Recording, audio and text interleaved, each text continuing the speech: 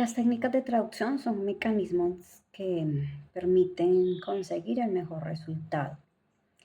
Para ello es importante primero realizar el análisis del discurso, entender cuál es el objetivo que busca ese discurso, cuál es su contenido, cuáles son las ideas primarias y secundarias. Existen además múltiples formas para tomar apuntes y esta es una ayuda o es un apoyo para el proceso de traducción. Hay muchos métodos que son el método Cornell, que sirve para registrar, resumir la información.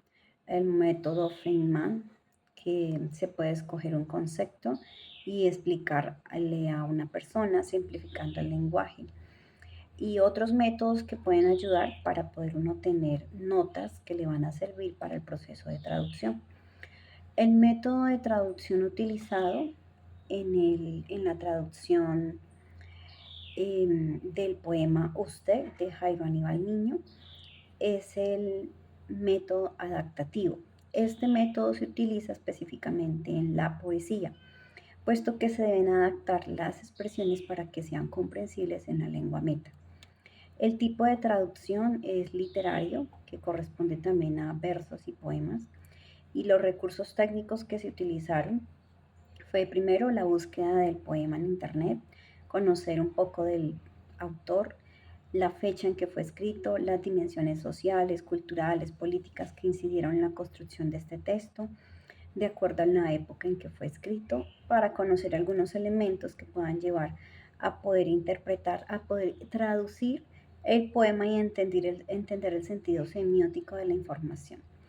El objetivo fundamental de toda traducción es que en algunos casos, cuando se hace una traducción literal, pues se utilice la traducción directa, que es utilizar el préstamo, es colocar a cada palabra sin modificarla una seña.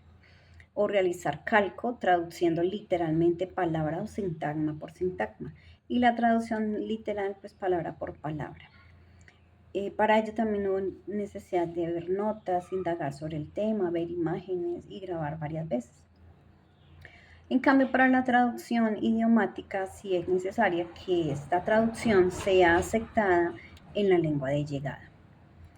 En la traducción literal, en la lengua meta, se debe conservar la forma lingüística del mensaje original, es decir, tal cual la asociación de palabras que se tienen en la lengua original deben tenerla la misma asociación de señas en la lengua meta.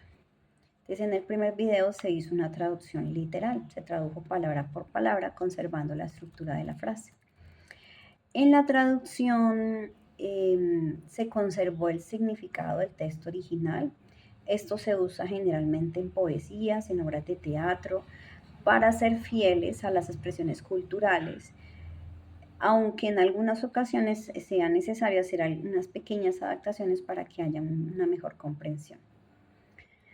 Entonces, generalmente, pues cuando se hace ese tipo de traducciones del mensaje de forma literal, a veces hay muchos errores porque hay elementos que no se comprenden en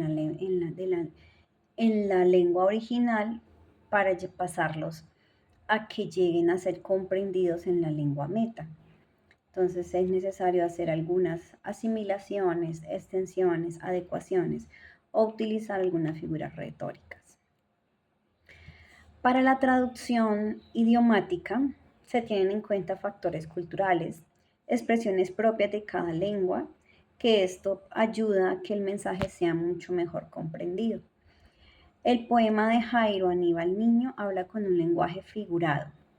En la traducción idiomática se realizó un ejercicio de traducción de equivalencia dinámica, porque se acerca mucho a la información del mensaje meta, aunque se hicieron cambios como reformular la información, omitir algunos elementos, adicionar otros de acuerdo a adecuaciones que se requirieron de orden cultural y funcional para traducir el sentido y no el contenido literal del mensaje.